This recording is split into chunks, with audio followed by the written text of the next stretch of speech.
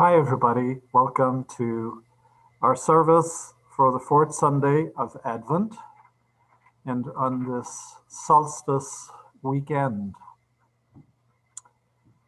So, our theme today is love in the time of pandemic. And this morning, I am joined by Sandy Spurgeon. And so, Sandy is going to start us off this morning by lighting our candle. Good morning, everyone. Good to see you all today. So let us begin. In the beginning was the one presence of the undivided, unmanifest, pure spirit of life, light, and love. In its generosity, it shared itself, its consciousness, and its love in the visible form of creation. We acknowledge this presence within us and as us, the creative energy of the divine feminine and masculine, expressing in all our giftedness and creativity. We acknowledge this presence in our companion, Mother Earth, and in all sentient beings. This universal presence in everything we call the Christ. We light this candle as a visible reminder of that Christ presence, expressing in, as, and through us in this present now moment. It is the truth. Let us own it.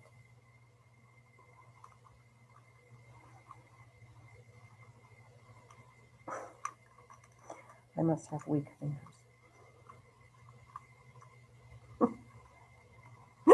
I need help. Okay, it is lit. Amen.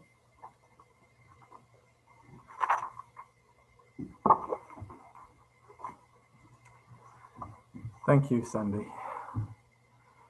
We start off always with some music.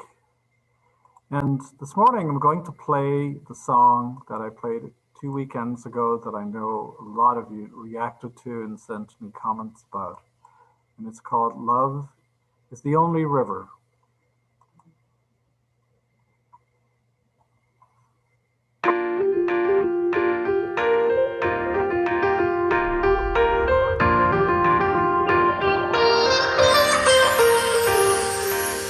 We are one love, one race. We all come from the same place. We all live in this world together.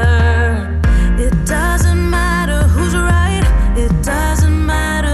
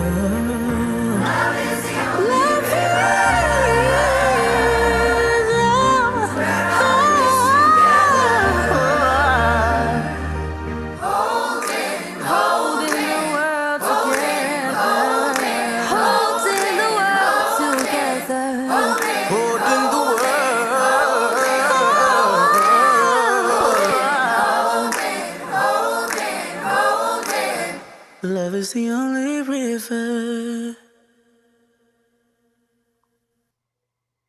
That'll shake the cobwebs out. See such energy and life and all of that wonderful young people singing positively about the future. So welcome again, and as I mentioned, we're at the winter solstice, the shortest day of the year, the longest night of the year. And for our ancestors, particularly the Celts and the pagans in Europe, this was the equivalent of Christmas and Easter all wrapped into one, because it was the great celebration that the sun wasn't going to quench, it wasn't going to die out, that they noticed now the days were going to get longer in the next 2 or 3 days.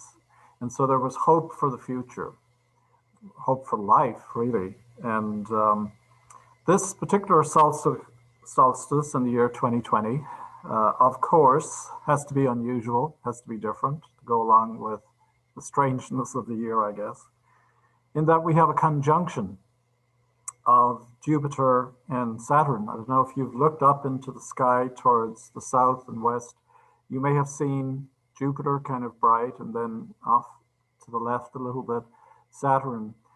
It's only, several billion miles apart, but Monday evening, the two will come together, and it's said that it will look like the Star of Bethlehem, that this is what the Magi saw all those years ago.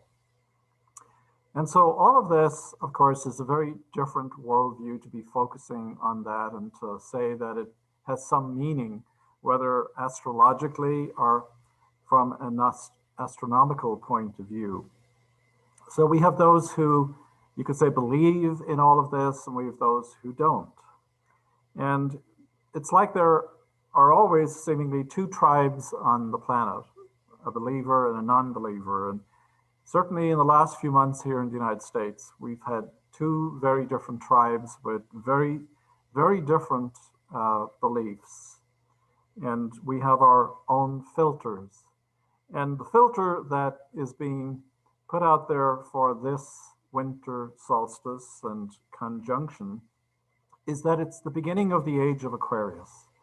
And you remember back to the 60s when you were singing about the age of Aquarius. Well, it's finally here. This is it. Everybody was focused on 2012, but those in the know said no, it was going to be 2020 with the winter solstice. And it's said that we're entering into a new spiritual age. The Hindu tradition says that there are these big time frames called yugas, and that in the past we've had very spiritual yugas, we've had very dark yugas, and these are 25,000 years or 35,000 years long. And it's said that this one that we are beginning is the one where the light comes in the strongest, where it just starts to pour into the universe and into our planet and into our bodies, and that it's going to activate our DNA and all sorts of things like that. And that the old ways will crumble, that the old systems will fall away in the light of this new era and new energy. And perhaps we can already see that. I'm not, trying to be political, but it's very interesting that we have a new government in place with like it's never been seen before. We have a woman, Native American Secretary of the Interior. We've got the first openly gay man secretary. We have Latinos, and we have the first female vice president, obviously. That is a indication that we're in a new time, that the old is passing away. And so this morning, obviously, my hope is that that's true, and that we're putting that filter out there, that we are indeed entering into a new era. Okay.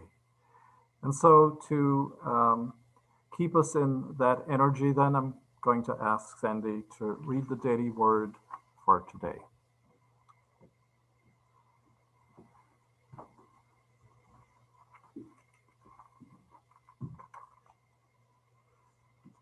The daily word seems so appropriate after that song that we just heard with those beautiful children. Today's word is joy. Joy dawns in my grateful heart. Joy to the world. The carol echoes the joyous message proclaiming the Messiah's birth. Today I feel this same triumphant joy awakening in me.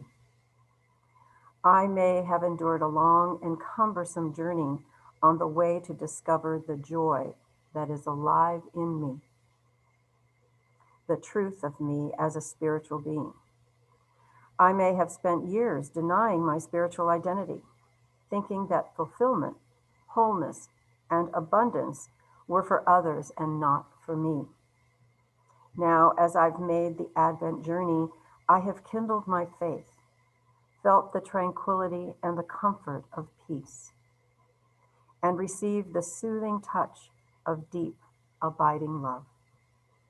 Those gifts have led me to understand with deep gratitude that joy is mine, to know, to feel, and to live. And from Luke 2:10, but the angel said to them, "Do not be afraid, for see, I am bringing you good news of great joy for all the people."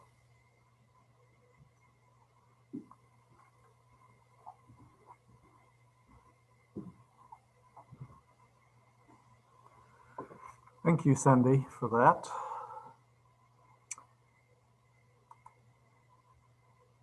So we move on to prayer, as always. And again, we enter into a state of loving and healing energy that we send out from this place to one and all. But again, in particular, to Peg Vielbig, to Sean Bartlett, Kerry Averill, Carol and Andy Holman, to Pat Woodruff, Jackson Jacob, Jasmine Bunshahi, Ruth Mars and Betty Dalpez, Greg Archibald and Bobby Gilly, Jay Kling, Pamela Stymack, and Janet Lee. And we pray, as always, for harmony in our country, for healing, for all of us to come together, to be willing to come together. And of course, we pray in gratitude for rain, and we continue to pray for more rain. There is some in the forecast.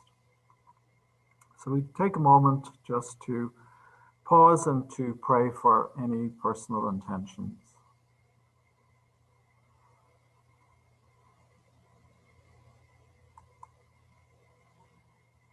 I invite you now at this time to read or pray the prayer with me.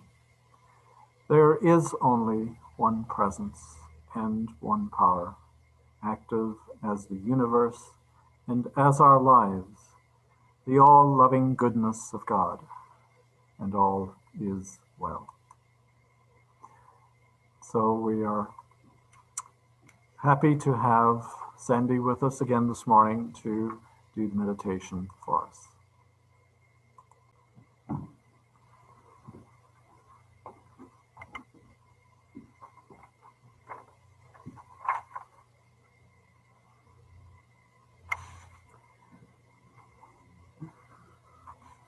So I invite you to just take a moment and find your center. You can sit with your feet on the floor, or you can lie down if you prefer. So just relaxing your body, your shoulders, your neck, arms, and relax your hands. Make them loose with your fingers. And you can rest your hands either on your lap or by your side, with palms up to be open to receive, or palms down if you prefer to feel more grounded. So if you would like to gently close your eyes or simply gaze softly at the ground in front of you. I'm going to strike the Tibetan bowl 3 times. And as I do, I invite you to go deeper into the stillness, turning within, bringing your attention within.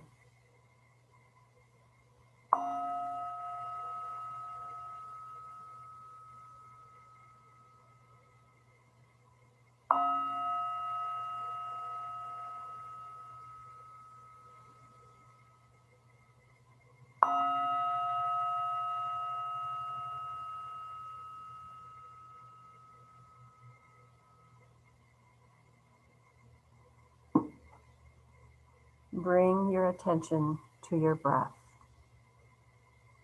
Taking a deep breath in through the nose and out through the mouth.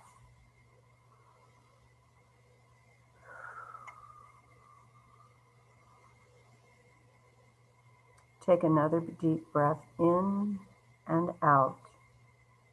And on the out breath, feel a sense of release of any tension in the body.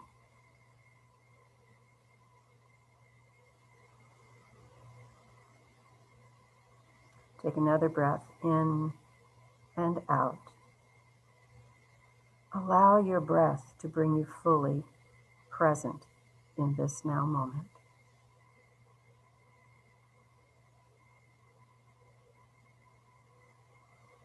Continue to breathe in your own natural rhythm.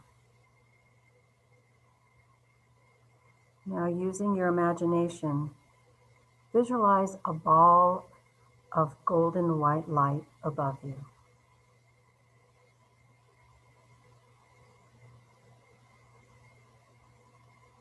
Imagine this ball of light gently moving down through your crown chakra.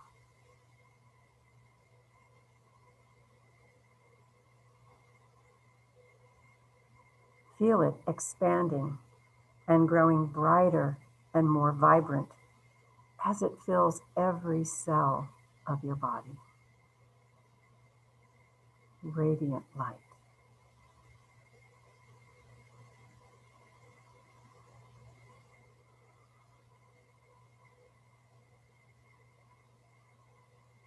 This ball of radiant light moves down through the upper chakras, merging with your heart center.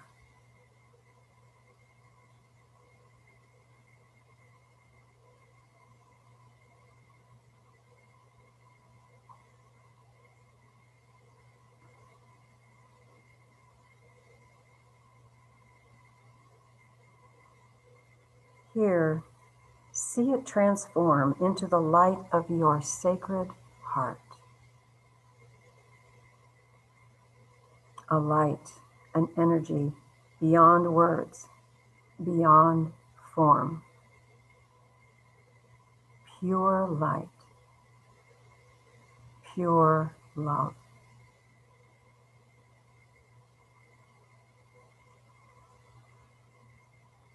Rest for a moment in this space of the sacred heart.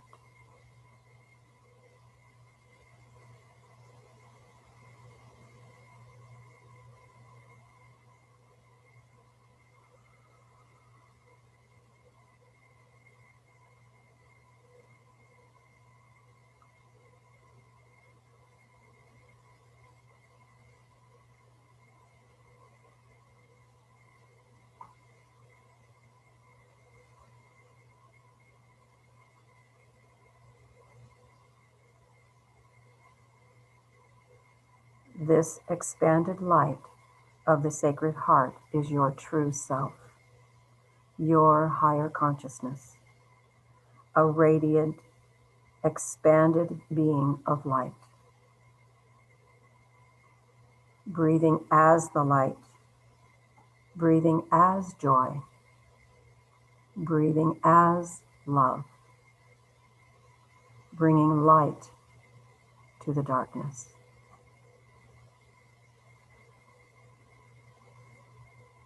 Know, dear hearts, you are love's pure light, the I Am presence, one with the I Am presence of all creation.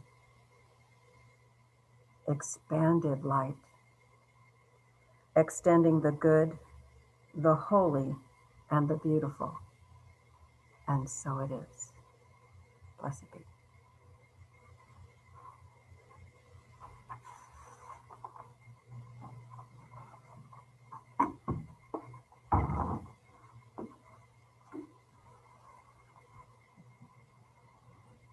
Thank you, Sandy. That was so beautiful. We now have some meditation music to follow up Sandy's beautiful meditation. It's by Karen Drucker. There is only love.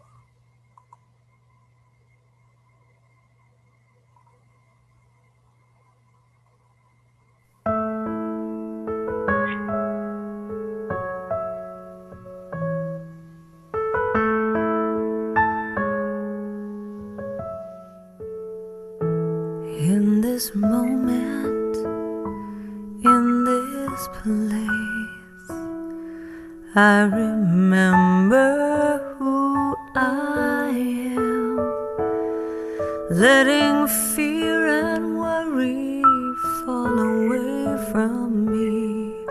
I open my eyes and see there is only love. There is only love. Love that heals, love that sets us free. There is only love. When I lose myself, when it seems I've lost my way, when I go inside and quiet my mind, I can hear Spirit gently say, there is only love. There is only love. It's love that heals, love that sets us free. There is only love. There is only love. There is only love. Love that heals, love that sets us free. There is only love. There is only love. There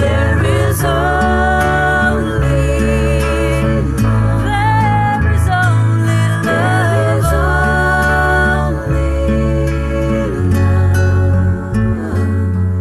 It's the love that heals, the love that sets me free. There is only love. There is only love. There is only love. Love that heals, love that sets me free. There is only love.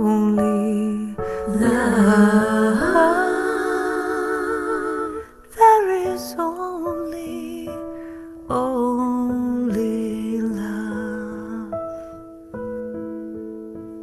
There is only love. There is only love. There is only love. There is only love.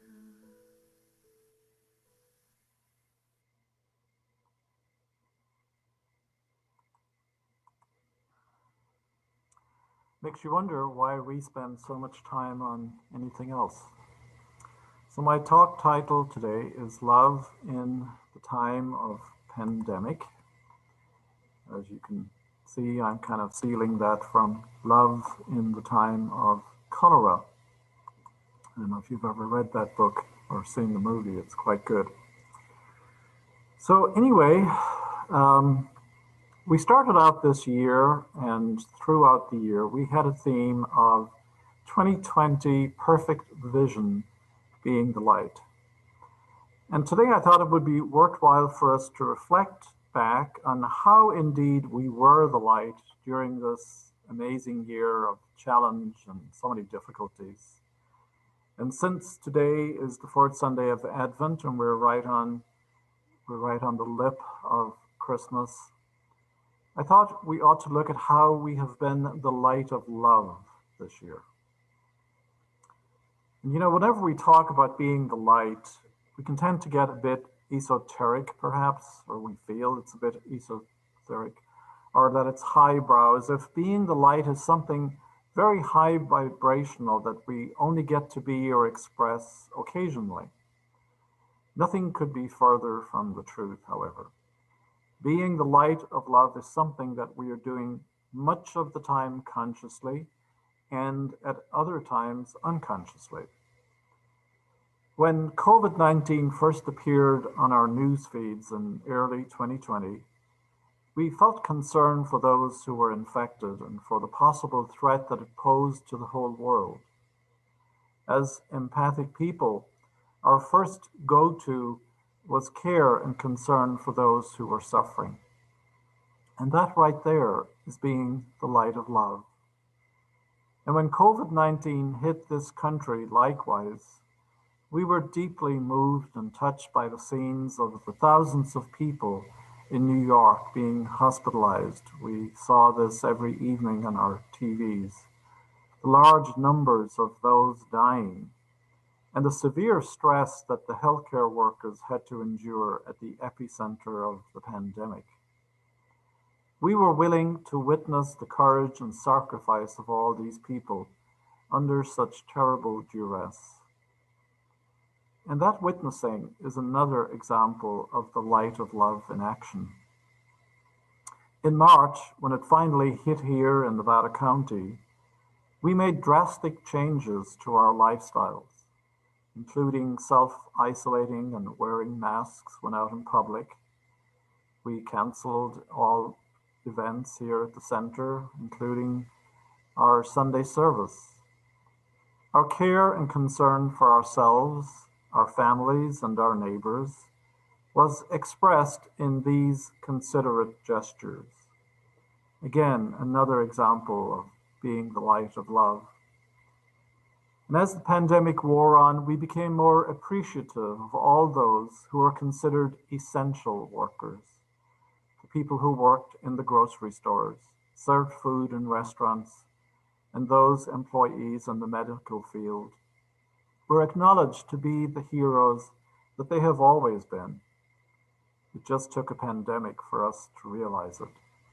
They continued to put themselves in harm's way so that we could go on with our lives with as little disruption as possible.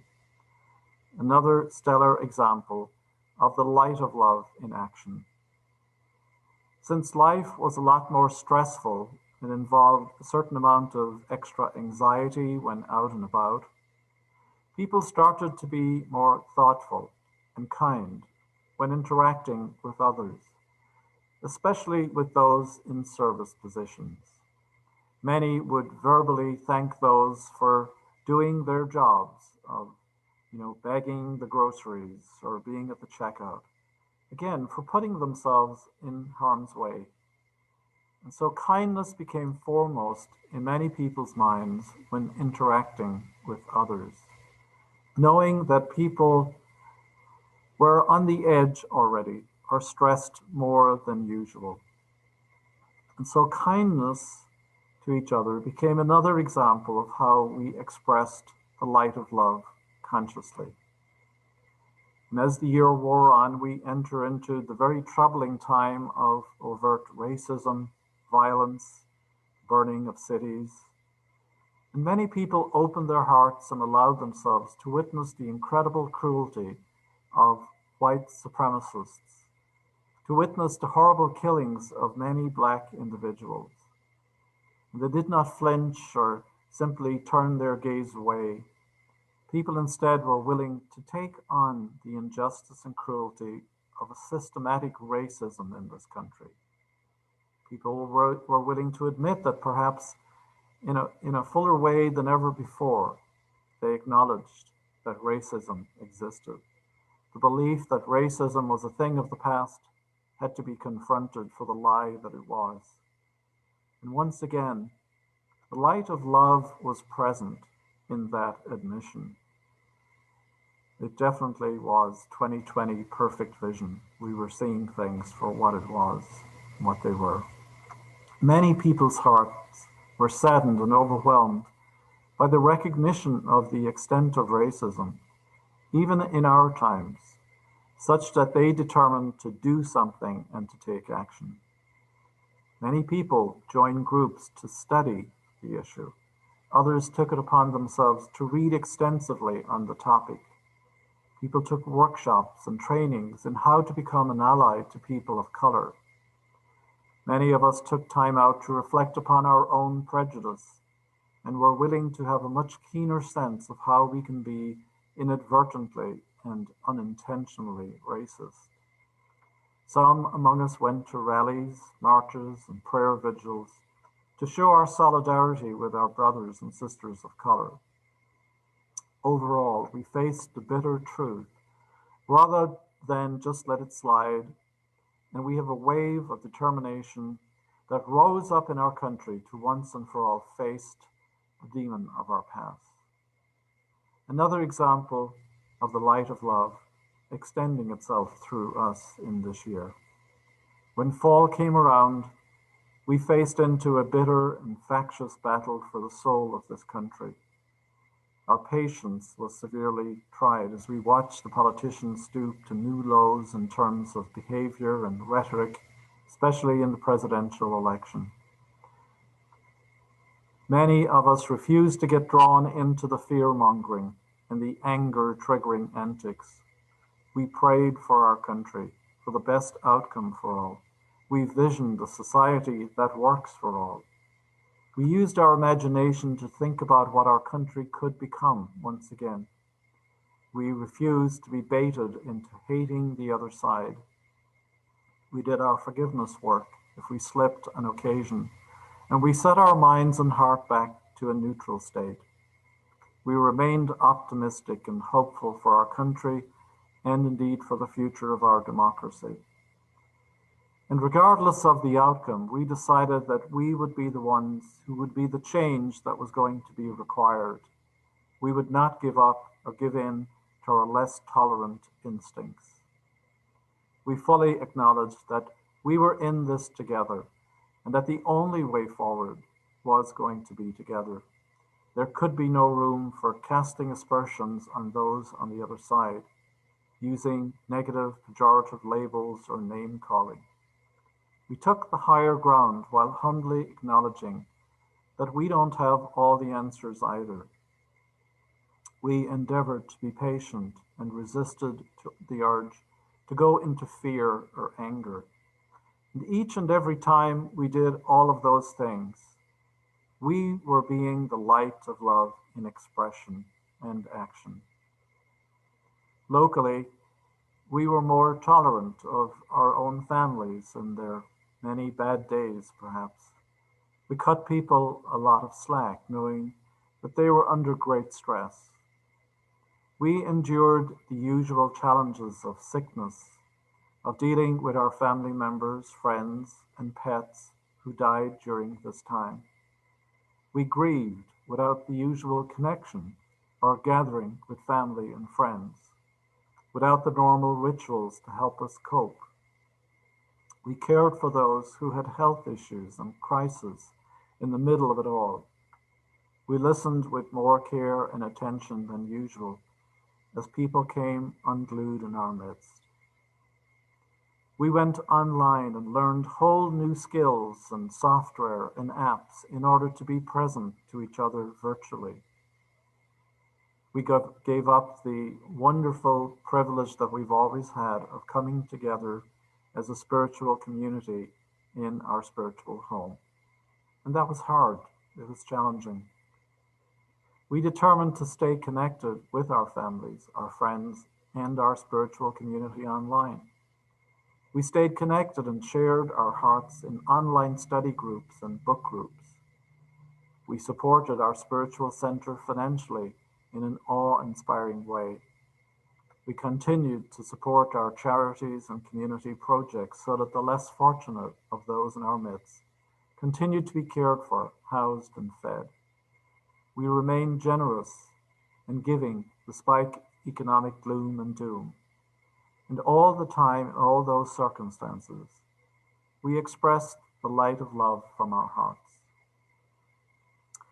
Perhaps we tend to think of being the light in terms of grand gestures, or intense intuitive moments, or trance-like states of ecstasy. And while those can be experienced often as the light of love, our moments of really shining the light of our being are so unremarkable that we don't even recognize them for what they are. Simple gestures of care, compassion, kindness, and concern are brilliant light extravaganzas. We have arrived at a time in history where it is time for the change we have always been wishing to see, to finally manifest on a collective level. That innate optimism and hope wants to be fulfilled in humanity on the earth. I want to finish with the acknowledgement that just you being a soul in physical form is to be a being of light. You know, we can forget about that. To simply be alive is to be a manifestation of the light. And the cause behind all of that is love. The Creator created everything in creation out of love, for love. And so to just be on this planet, to be a human being, is to radiate light and love, whether we are aware of that light shining or not. And we acknowledge too that, you know, we can actually feel the vibrational presence that we embody. Sandy did a beautiful meditation for us there and took us into the heart space. And I know that I felt this energy. I felt this light in the Sacred Heart. And we can feel that if we take the time to just be quiet and go inward. And when we can also see, if we, you know, at the end of the day, if we reflect back on the day and think about the exchanges that we've had or the interactions, we can perhaps remember that there was kindness or that there was care. And perhaps we can see whatever it was we said or did in terms of being the light of love. Your living presence is a lifelong contribution that is helping to merge with the vibrational frequencies of other people on this planet, to collectively accelerate humanity into an ascension timeline and into a new fifth dimensional Earth. Now you could say, well, that's all mumbo jumbo. Well, you can say that, but I would say that it's the truth, that we are here to embody the light and the love, and that we are here to do that every day and every year, but especially as we enter into this new year. During these kinds of trying times, it's so easy to get caught in the perspective of ego and always think that no matter what we do, it's never enough. Yet, through the lens of the perspective of the universe that has the bigger picture, the abundant, infinite universe is always going to remind you everything you do is more than enough. And just your living presence is an entire lifelong contribution to the world and to the planet that we are all witnessing being reborn. And so as we end today, let's end with a moment of gratitude. Just cast your minds back over the year and think of all of the moments of kindness where you extended yourself, where you got on the phone and you listened to someone, or you sent a text, or you went on Facebook and you posted something positive to try and lift people's spirits, or you said a kind word at the grocery store to the checker, or you thanked them for working. just think back to, and to think back on all of the things that you have given up this year, all of the sacrifices, all of the opportunities not to be with family and friends. And just to acknowledge that those indeed were moments of kindness and care and love, and that it was the light of God expressing in, as, and through you. And simply be grateful, consciously grateful. And again, acknowledge that my living presence is a lifelong contribution to the world towards the change that I wish to see. And I certainly want to thank you for shining your light. Not just the light you shine by the actions and choices that you consciously make, but thank you for shining your light even when you're not aware that you are this amazing presence and being and light. Just remember, it's always shining and it's always helping. And as you wake up in awareness and as you evolve, you will become more conscious of it, that you will sense that light, you will begin to feel that light, and you will sense the transformative effects that it has on your family, your neighbors, your community, your spiritual family. I really want to help us increase the vibrational power of our contributions for our world. And we can do that by being more aware that we are the light and that we are this powerful presence. And the more we are grateful for that light and for that presence, then the stronger it becomes and the greater effect that it has on our world and for the planet and for humanity. So you are amazing. You are awesome for everything that you have endured this year and for all the times that you continue to know that you are the light. Thank you and bless you.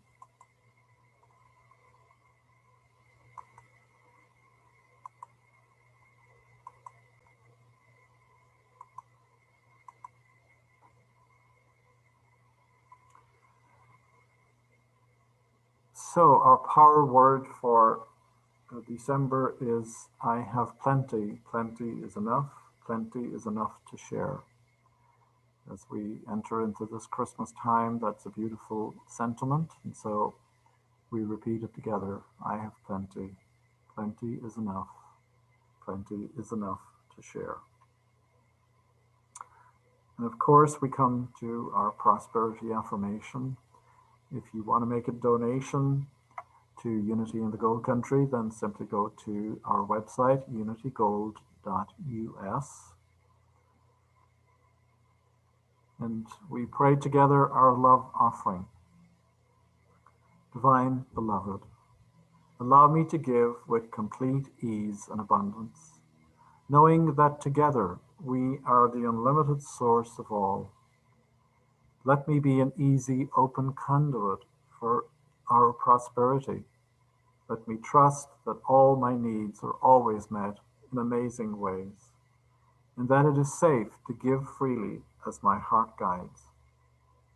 And equally, let me feel as wildly open to receive as to give, so that our light can shine without restriction.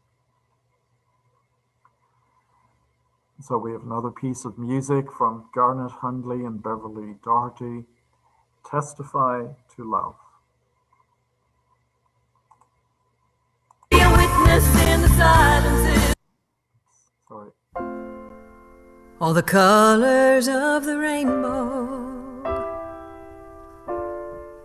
all the voices of the wind, every dream that reaches out to find where love begins. Every word of every story,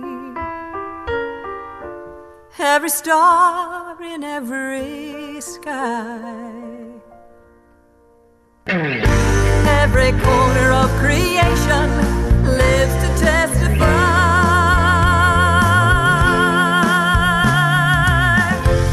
For as long as I shall live, I will testify to love.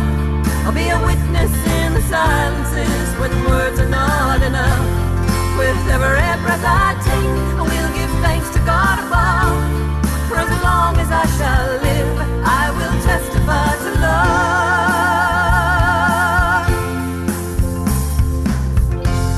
From the mountains to the valleys, from the rivers to the sea, every hand that reaches out, every hand that reaches out to offer peace, every simple act of mercy, every step to kingdom come, all the hope in every heart will speak what love has done. For as long as I shall live, I will testify to love. I'll be a witness in the silences when words are not enough. With every breath I take, I will give thanks to God above. For as long as I shall live, I will testify to love.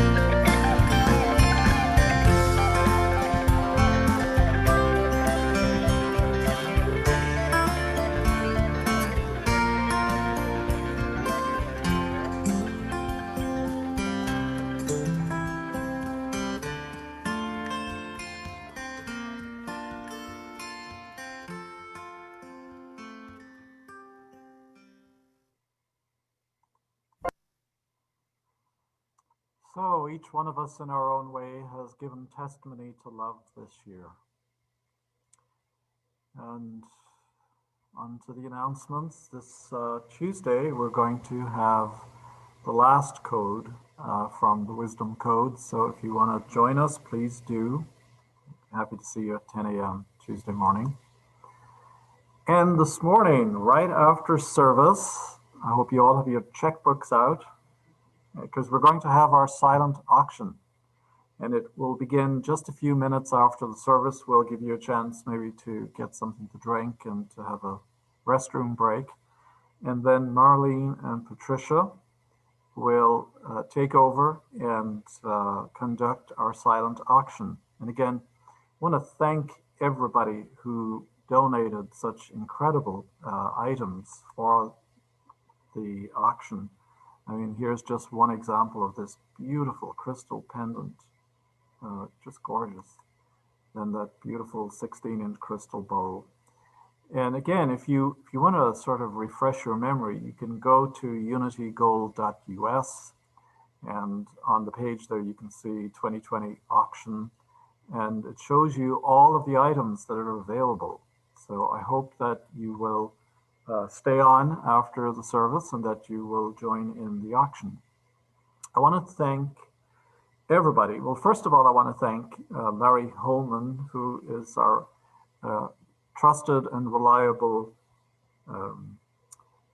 guy with the truck. And every year he comes and he picks up all of the food. And we had both of those baskets full to overflowing, plus several bags also then on the floor in addition. So I want to thank everybody who donated all of those dried goods. As you can imagine, this year, the food banks are really stressed and needing donations. And as always, you came through. Again, you talk about being the light of love. You know, we do these things every year. We just kind of take them for granted. And people are always generous. So, you know, thank you, thank you, thank you. And I'm sure the food bank greatly appreciates our donations. Again, if you're needing a social group to meet, you can come here Thursday morning at 10 a.m. and you can just have some chat with some fellow congregants. Tomorrow evening will be our winter solstice celebration. So Sandy and I will be hosting this together. It will be at 7 p.m. and I think it's going to be really beautiful.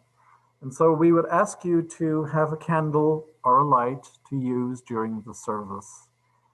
There will be a special little meditation that we will do and light a candle. And then this is our holiday schedule.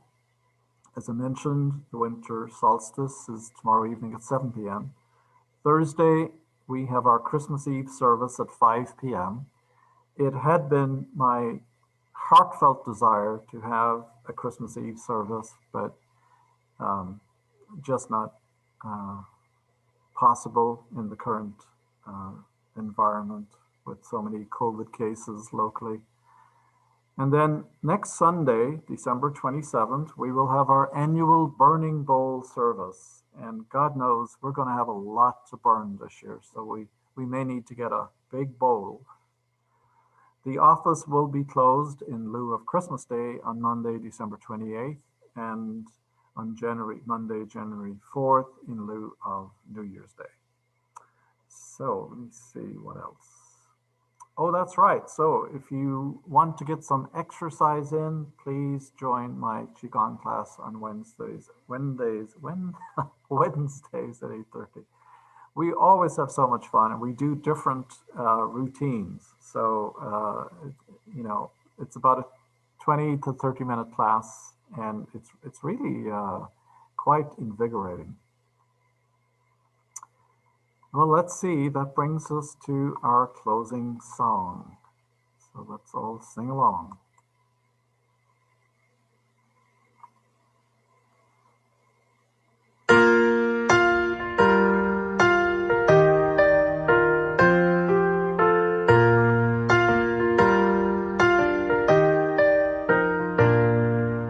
Peace in my life is growing because I choose love. Love's always present, it's what I'm made of. I choose love. We are a part of each other. We are one tie that binds us, that can't be undone. I choose love.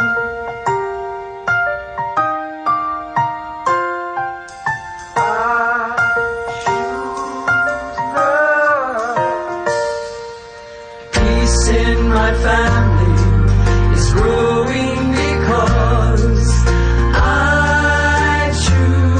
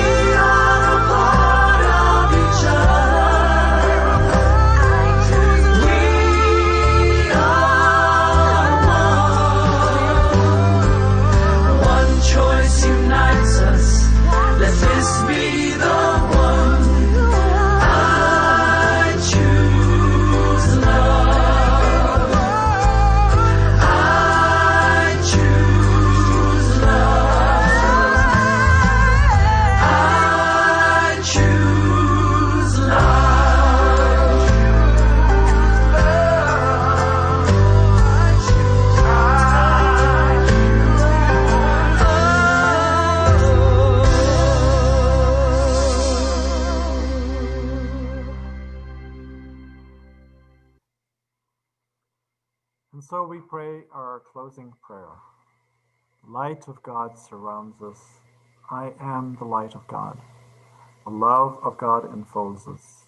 I am the love of God. The power of God protects us. I am the power of God. The presence of God watches over us. I am the presence of God. Wherever we are, God is because I am, and all